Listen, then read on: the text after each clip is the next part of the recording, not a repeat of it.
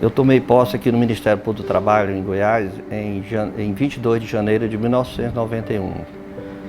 Quando fiquei sabendo que eu vinha trabalhar no Ministério Público do Trabalho e sabendo das atribuições do órgão, e também recentemente tinha sido promulgada a Constituição de 88, e aumentou muito o rol de atribuições do Ministério Público do Trabalho. E isso foi assim, um dos motivos assim, que fez a gente ter um interesse em vir participar dessa inauguração, desse início das atividades do órgão aqui no estado de Goiás.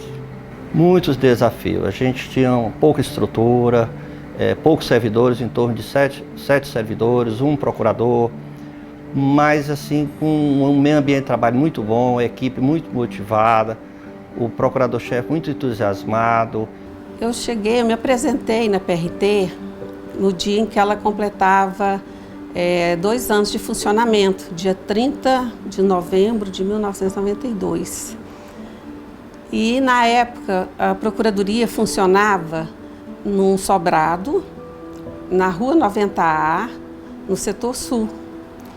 E o procurador-chefe era o Dr. Edson Braz, e nós éramos assim, bem poucos servidores. Eu comecei no dia 22 de dezembro de 1993, foi o dia do primeiro dia efetivo de trabalho, e eu já iniciei nesse dia como procuradora-chefe substituta. E lá nós éramos apenas 4 procuradores então.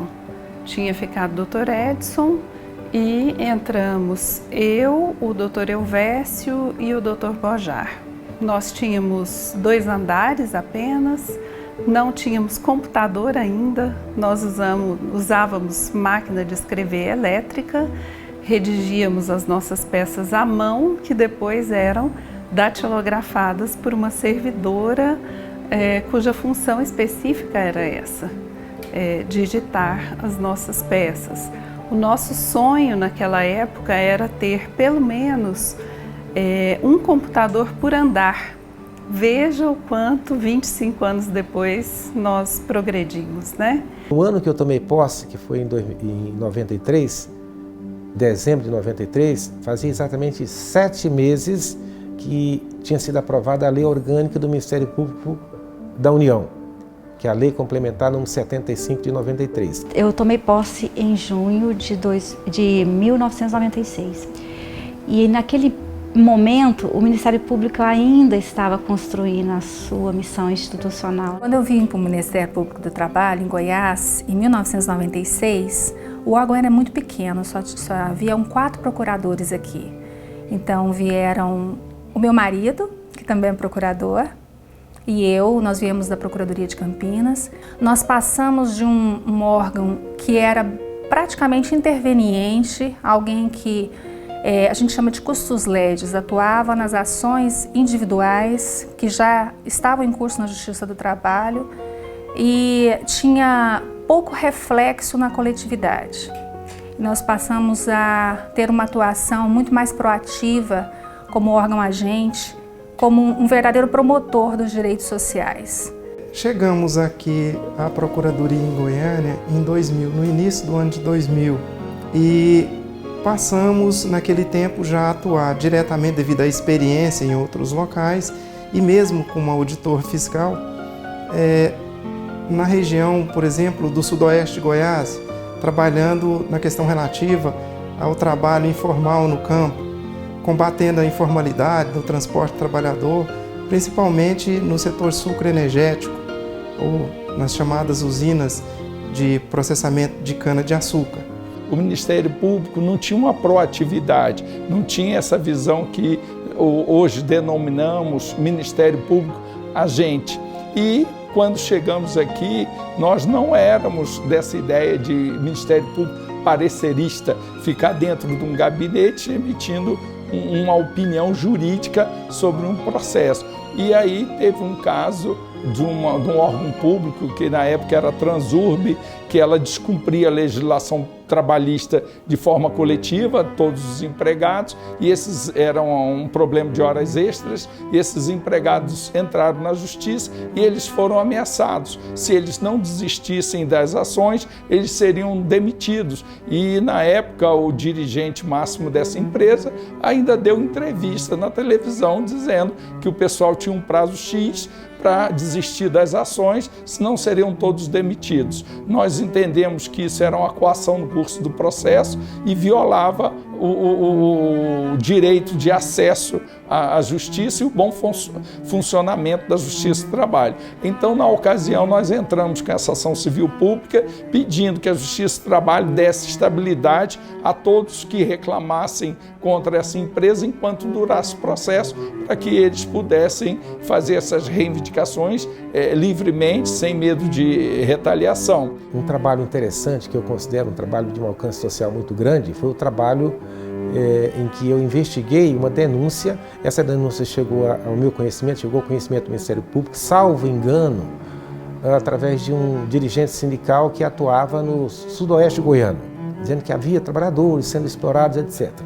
Eu então instaurei um procedimento na condição de membro responsável por aquela denúncia que chegou ao conhecimento do Ministério Público. Quando chega, vai para um procurador. No caso, o procurador era eu que estava atuando naquele caso e fui investigar. E constatei em loco que os trabalhadores realmente estavam sendo submetidos a condição muito precária. É o que a lei denomina de condição análoga à de escravo. As condições de alojamento, um alojamento praticamente coletivo, dormindo no chão, colchões muito precários, condições de higiene na alimentação também muito precária, vasilhame de água potável praticamente não tinha. E para mim foi muito gratificante. Eu me lembro que eu cheguei lá no meio da tarde, já adredemente prevendo o final do expediente, e a tempo de ir até a lavoura. E lá encontrei ainda o pessoal. E havia também uma denúncia que eles recebiam um pagamento como parte do pagamento em bebidas alcoólicas. O caso começou a partir da atuação da polícia, do DEPAI, que é a Delegacia de Proteção à Infância e à Juventude, e eles pegaram em flagrante a menina amarrada, e isso saiu na televisão. Na distribuição, eu acabei ficando com o caso, e eu acompanhei não só na polícia, depois eu instruí o inquérito com as testemunhas e ajuizamos duas ações. Uma ação para menor, buscando as verbas trabalhistas relativas ao contrato de trabalho, os danos morais, de vários tipos, porque ela foi não só danos morais e danos patrimoniais também, porque ela não foi só abusada psicologicamente, mas também ela teve marcas no seu corpo devido aos abusos que a Silvia Calabrese cometia com ela. Marcos Antônio Calabrese chegou à Delegacia de Proteção à Criança e ao Adolescente acompanhado de um advogado, mas não falou com a imprensa. Você sabia das agressões? Depois de cerca de 1h30 de depoimento, o marido de Silvia Calabrese disse que não sabia das sessões de tortura que aconteciam dentro da própria casa. Emocionado, afirmou que não desconfiava da mulher. Uma pessoa que sempre trabalhou fora e nunca tive a oportunidade de ficar muito tempo em casa. Marcos Antônio e Silvia Calabrese também estão sendo investigados por crime de exploração de trabalho escravo infantil doméstico. O inquérito já foi instaurado pelo Ministério Público do Trabalho. Se o crime for confirmado, o casal pode ter que pagar indenização à garota torturada e ao próprio governo, que destina o dinheiro ao Fundo de Amparo ao Trabalhador. Se vier a ser comprovado, essa indenização será o suficientemente grande para que desestimule qualquer pessoa a cometer esse tipo de ilícito na nossa sociedade. E esse caso foi um caso muito paradigmático, porque ele não só serviu para mim, pessoalmente, como procuradora, mas também ele serviu para o Ministério Público. Inclusive, o Ministério Público utilizou esse caso para fazer uma apresentação na Organização Internacional do Trabalho, alguns anos depois, porque toda a fundamentação jurídica que eu utilizei foi baseada nos tratados internacionais da ONU e da Organização Internacional do Trabalho. Depois de alguns anos atuando no estado de Goiás, eu fui convidada a atuar como coordenadora nacional da Coordenadoria de Combate ao Trabalho Infantil. Foi um período de grandes desafios, isso foi no início da década de 2000. Foram muitos desafios, mas eu acredito que nós conseguimos, assim, alavancar a questão da erradicação do trabalho infantil em todo o Brasil, estabelecendo diretrizes uniformes para a atuação nos estados. Uma atuação bastante interessante aqui no estado de Goiás sobre combate ao trabalho infantil foi quando nós conseguimos levar ao estádio Serra Dourada, num jogo de futebol de times proeminentes a nível nacional, alguns ônibus lotados de crianças uniformizadas com a camiseta de combate ao trabalho infantil. E no início do jogo, que estava sendo televisionado nacionalmente, essas crianças levantaram um cartão vermelho ao trabalho infantil. Naquela época isso foi bastante importante.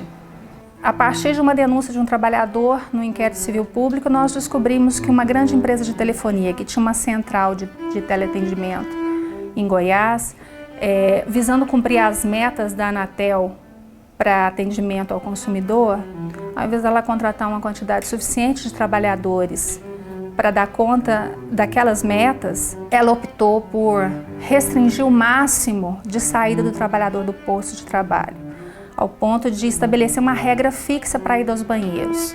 Era de 3 a 4 minutos contado no sistema. E se o trabalhador extrapolasse segundos que fossem nesses minutos que eram computados, ele era advertido, suspenso e até demitido. E depois da ação civil pública, ela foi condenada a mudar as regras internas e deixou de ser obrigatório, deixou de haver essa limitação de tempo, que é mesmo absurdo na medida em que ninguém controla as próprias necessidades fisiológicas. Também gostaria de destacar também, que eu acho relevante para a sociedade, dar condições de o Ministério Público atuar. Até então, eu assumi a chefia da Procuradoria em 2009, era um órgão que ele alocava local para sediar. Local, muitas das vezes, não condizente, até mesmo para receber o público de maneira geral. Então, meu propósito era dar condições desse órgão se estabelecer decentemente. E naquela época, contando com o atual governador de Goiás hoje, o então deputado Ronaldo Caiado, com quem eu mantinha uma amizade já de longa data, consegui uma emenda de bancada no Congresso Nacional de 33 milhões e 500 e consegui remover a sede da Procuradoria para esse edifício e para a aquisição dele, deixando com que a população tenha condições de frequentar o Ministério Público e o Ministério Público com essas boas condições de prestar um bom serviço à população. Então, nós entendemos que essas atuações macro, parar de dar parecer em casos individuais, fez com que a sociedade de Goiás, não só Goiânia, entendesse a função do Ministério Público do Trabalho e tivesse ele como aliado. Nós também marcamos uma presença significativa no direito coletivo, nos dissídios, quando tínhamos as greves de lixo do pessoal de limpeza, eletricitários e outros tipos de greve. Assinalamos para a sociedade qual era a nossa prioridade, que era a medicina de segurança do trabalho e prevenção ao acidente. Principalmente o impacto na vida do trabalhador, que é devolvido ao trabalhador a dignidade que ele deve ter como trabalhador e que muitas vezes essa dignidade é ceifada, é tirada do trabalhador. Então essa devolução do trabalho digno, do trabalho no meio ambiente adequado, né? É muito importante também a questão do trabalho, do combate ao trabalho infantil, né? As crianças são exploradas, então quando elas ficam libertas, né, dessa exploração, eu vejo isso como algo assim muito importante. O trabalhador ele tem que ter saúde, tem que ter vida e estar íntegro. O trabalho tem que ser um lugar para se ganhar vida, não para se perder a vida.